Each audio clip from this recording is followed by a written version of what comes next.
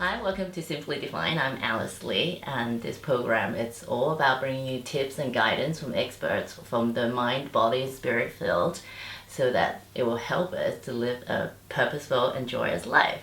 And today here we're very lucky to have Neelam Minocha here with us, and she's an intuitive healer. And I can already hear you say, "Woohoo! What are you talking about? What intuitive healing?" But, that's why we have her here to explain to us. What is an intuitive healer? Okay. So intuitive healing is when a person uses their intuition to work with the energy of someone's body. Okay. So if you understand that me, you, this table, the chair, everything in this room is energy. So we work with the energy of the body. Now in the Western world we tend to work with the physical body, and we work with the physical issues that come up. Yes. But you must work with anything, you must work with the energy of the body. So as a healer, I work with my clients and I look at the blocks in their body. I look at what's not flowing in their life. I look at where the root of the trauma lies. We hold emotions in our cellular memories. Right. We hold emotions throughout many lifetimes, and the trauma keeps repeating. The patterns in our life keep repeating, and we ask ourselves, why can't I break this pattern? And it's so deeply ingrained that you have to go back to the energy of the body to look at the blocks and clear them.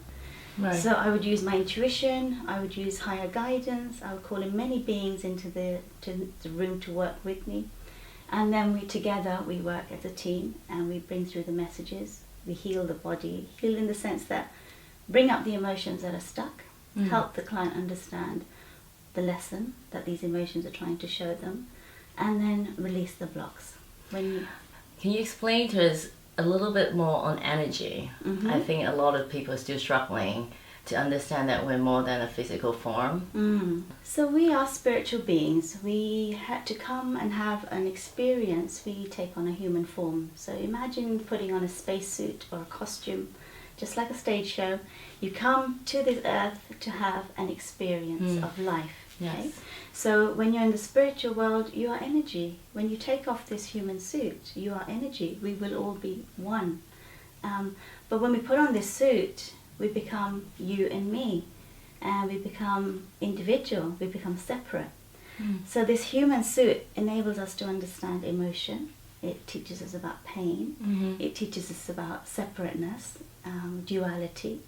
It teaches us about limitation and restriction, darkness and light. So the duality of life. The duality of life, which Yes. is what we come to experience when we put on this suit. So we Right. think this is what we are, this is our physical reality, but no, when you go deeper, we are just atoms and molecules with a consciousness. So why, I suppose my question is, why do we then choose a particular suit? So why am I in this suit versus this suit, versus, Julia Roberts' suit? Yes. Yes. Because you will understand this as an actress, that when you create a show, Yes. you have many actors and you have many actresses and you have many scenes and settings. Okay. Yes. So when you're putting the script together, you say to the person, that all the people who are in your show, that okay, you play the villain this time and I'll play the victim. You play the abuser and I'll play the poor beggar or the homeless person on the street. Okay. We've had many, many, many, many lifetimes, thousands of lifetimes. So you imagine coming up with a script for every lifetime. Now, if you're the type of person that likes a challenge, you will have a challenging life because you like a challenge. Right. If you're a person who wants to experience rejection, for instance, or isolation, or, okay, I experienced pain last time, physical pain, I want to experience something very different. Why would anyone want to experience any of those? Because sort of when so-called negative. I know, it's lessons, crazy, right? yes. It's crazy. Yes. Because especially when you hear about child abuse and sexual Yes. abuse, and you think, really? I came to experience like this? Yes. But what it teaches us is that from the darkness, you will be led to the light. And it is love that heals the soul. So this is all a way to push us towards remembering that we come from the divine, we are light. And when we remember and move towards that, that's what we will become. But we have to experience the darkness. So this is our creation. We create this. And I guess it's important to remember we're the one who made the choice to come here to learn a particular lesson, isn't it? We all kind of, I don't know if this is correct, but from my understanding that we kind of, before we came, we always kind of put on a card of these are the lessons I'd like to learn. Yes. What happens is when you're in your spiritual form is you sit around a table and you have a discussion and you say, okay, in this lifetime I'd like to experience this. Right. And you can call it spirit or God or whatever, the light. They say to you, or the elders, they say to you that when you go into human form, you will not be able to remember anything about this discussion. Right. You will have to learn your lessons as you go. Now, and how did you remember? I mean, you haven't always started off as an intuitive healer, have you? No, so I used to be a chartered accountant in the corporate world. That I'd set this intention by 28. I'd be a financial controller. I'd be, have many staff, and I did. I got there, and I sat there and I thought, this isn't it. There was always this feeling inside me that I'd forgotten something, and I couldn't remember what it was. And then I got pregnant with my kids, and my mother-in-law got cancer, and I ended up, my life just changed. I ended up caring for her for 14 years. Cancer just got worse and worse and worse. My kids, running around. My husband was a GP who decided to leave the general practice and NHS, so I had to support his career, support him. So 14 years of my life went by, and I supporting other people, supporting everyone else, literally, and I forgot about myself, and that was the biggest lesson for me. I forgot about myself, and I ended up in a very dark place. I ended up having a depression. Oh dear. And I would sit and I would cry my eyes out because I didn't know who I was anymore. And it was one day when I sat on the carpet crying my eyes out. I was working on a spreadsheet in my office, and I just surrendered, and I said, I give up. I surrender. I don't know who I am. I'm lost. Somebody out there help me. And that's when I dropped my ego. I dropped my plan of who I should be, what I should be like. I let go of everything, and I asked. And that's when the guidance came. I had also a past life regression, and I was showing myself, and it was the eyes that really showed me the truth of. So I saw my journey. I was a man in that lifetime, and I was searching, always searching. So I saw a vision of myself on the top of a mountain, and I'm searching. And my eyes are sad. The eyes were sad throughout that lifetime. And then I was taken to my deathbed, where it was my last day, and I'm lying on these sticks, and I'm dying. And my eyes are open, and I saw my eyes, and they were sad, and they were regretful. And I started to cry, and I said to myself, if I carry on my life as it's going now, I'm going to be sad, and I'm going to have regrets, because I didn't fulfill my soul's mission in this lifetime. Yes. And that's when I was at my crossroads, and I said, no, I'm going to find out. I'm not going to go back to accountancy. I'm going to figure out who I am. I'm going to find the truth, and those eyes, I'm going to change. Throughout your journey until now, was there any point in your journey that you started doubting? I mean, I find myself, a lot of times, it's very much a 2 steps forward, 1 step back. It's like, I believe, but then the society doesn't believe in this. Everybody around me doesn't believe in this. Nobody talks to me about, angels and spirits and energy. Then I find myself retracting. There is a journey with the mind where you have to learn to understand what the mind is trying to do to keep you fearful and fear-based. And start to trust the internal messages of the gut, the soul. Yeah. The soul speaks to us through our intuition, through our gut feeling. Yes. The mind talks to us through the thinking mind, the conscious mind that is sabotaging. So you may get this feeling about how things need to be, but then the mind will kick in and say, but society won't accept this, and what you're talking about, and this is rubbish, and who's going to believe you? And so you retreat. You lose your confidence and you retreat. So this has been the same journey for me. It's 2 steps forward, 1 step back, 2 steps forward, 1 step back. That is a human experience. Learning to trust your intuition.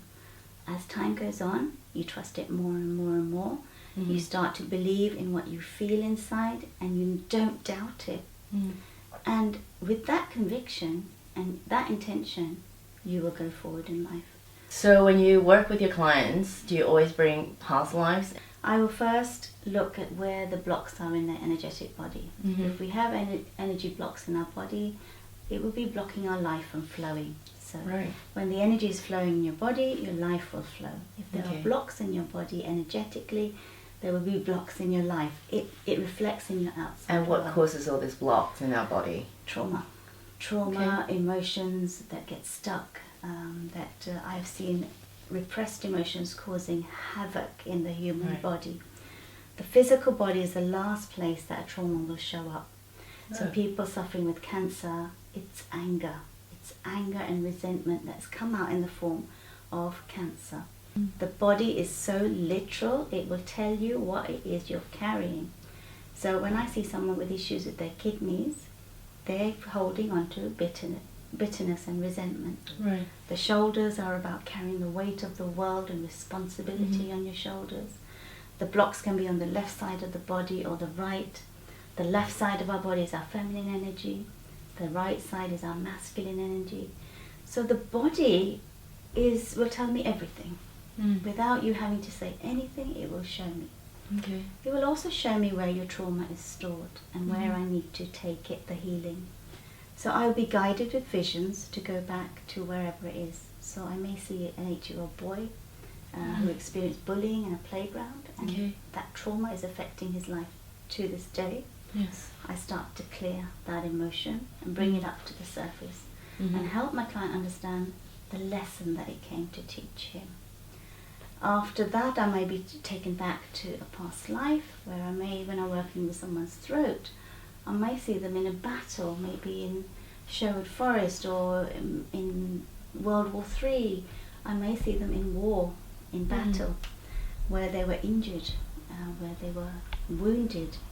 I've seen swords going through the throat. I've seen all sorts of things. Suppression, deep suppression. That trauma is carried throughout lifetimes. So people will say to me, I can't speak up for myself. I find it really hard to express my truth.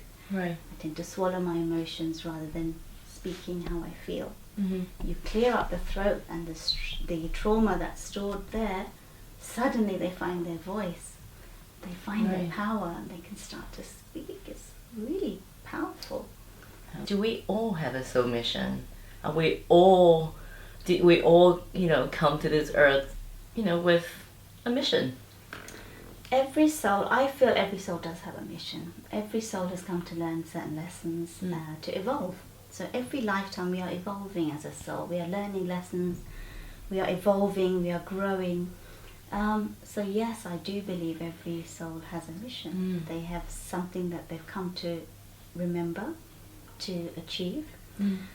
But I feel that once, you don't need to know necessarily, because you could beat yourself, and I used to do this, I used to beat myself up and say, what is my path? What is my mission? What is it?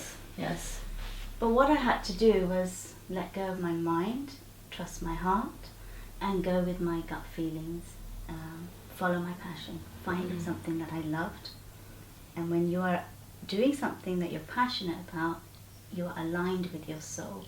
And your soul will then guide you to the next step. And what advice would you give to people who struggle to find a passion? I would tell every human being to start with meditation. What that does, it calms the fear, it calms the conscious mind, and then it allows you to access into your subconscious mind, your truth, your heart, and that takes you on the journey. And what is meditation? So meditation is about tapping into your truth. So quietening down the internal chatter of the conscious mind. Conscious mind we've given it so much power in in our lives. It controls us. It's fear-based. It tells us that we're not good enough, we don't deserve, no one will love us, we will never find the right partner in life, we will never have the house that we want or the dream holiday. Challenging us all the time, creating fear, keeping you trapped. And meditation helps you get past that, go deeper into your subconscious, where you find that, you know what, I can do this, I'm not limited, I have to follow my heart. Yes. And I think that's everybody's sole purpose. Tell me if I'm wrong. To just even get through all that fear. Yes. What you just described. I'm not good enough. I can't do this. Is it part of our soul mission to sort of awaken ourselves and go beyond that cloud? Yes, because when you again take on the human form, you're learning about duality, the polarities of emotion. So you have to experience the dark thoughts, the negative emotions, the emotions that keep us trapped. But through those experiences, we start to move towards the light and our truth and who we are, our soul is. But it's a journey. In some lifetimes, some souls will never learn that lesson. And what happens is you have to come back again and repeat it all over again. And sometimes it's worse till you get the lesson and understand. And how do you apply this, or what sort of spiritual practice do you have when it comes to yourself, when you're confronted with challenges in life? What is your spiritual practice to help you through it? Okay, so when I have a challenge, initially I'll feel the emotion of it, because that's the human experience. We're here to feel the emotions. Right. So I'll be triggered, just like everyone else. Right. I have understood through this journey that everything is energy. Right. And it's vibration, it's on frequency. Mm-hmm. So if I'm angry, guess what? I'm going to attract everything on that frequency. So I'm going to attract every angry situation and every angry person into my life. Right. If I am sad, that's what I'm going to attract into my life, sadness. Okay. Energy, vibration can be changed. It can be raised. And that's what I do. So I will see a situation, I will feel the emotion, I will reflect. So I will step back and I will become the observer of what's happening here. Who's playing what part am I playing? I step back and I become aware. I reflect, I sit with it for about a day. It's in my mind, I sit with it in meditation. Imagine if I'm feeling angry, for instance, I will step back and think, okay, where am I being triggered here? What in me is being triggered here?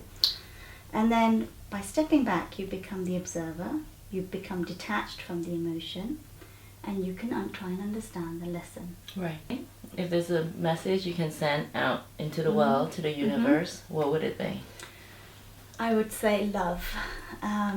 Love with an open heart.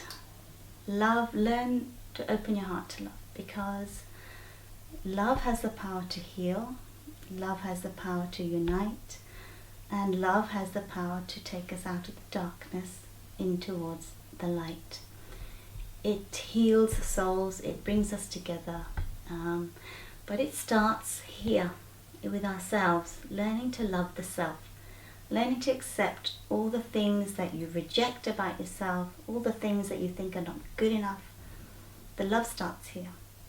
If your cup is empty, you cannot fill another cup.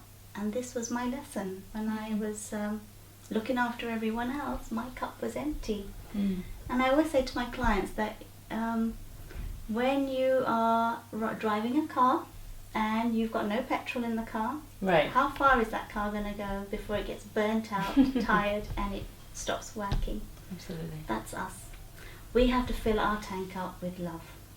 And then when we are full with love, it flows unconditionally to others.